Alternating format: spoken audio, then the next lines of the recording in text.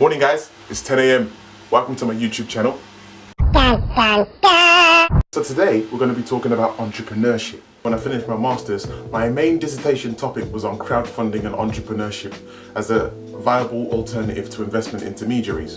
And a big part of that was studying actually what an entrepreneur is, what makes an entrepreneur, what causes them to do what they do.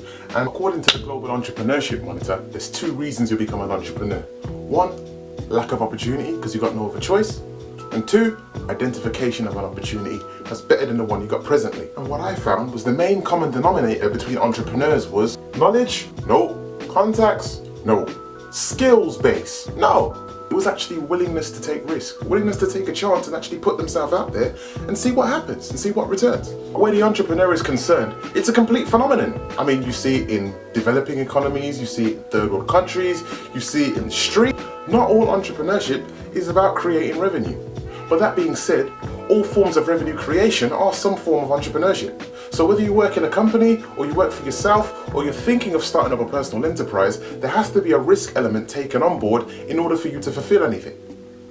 I mean, ultimately, we see lots of people who don't progress because they stay in their comfort zones.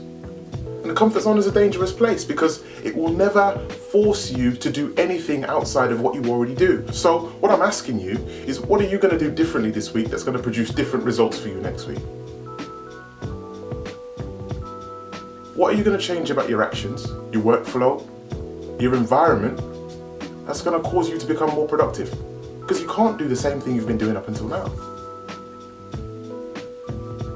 So if you go back onto the blog, you'll see that last week we actually covered the rubber band model, which talks about your present opportunity and whether the perceived opportunity that you have ahead of you is actually better than the one you've got in your hand.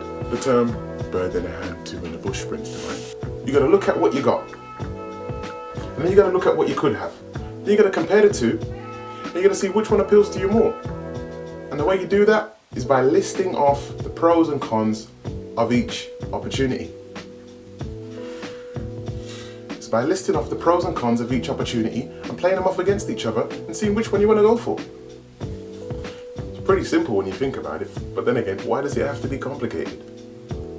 Why does everything strategic and value building have to be some complex array of different instructions and isms and schisms? It doesn't have to be.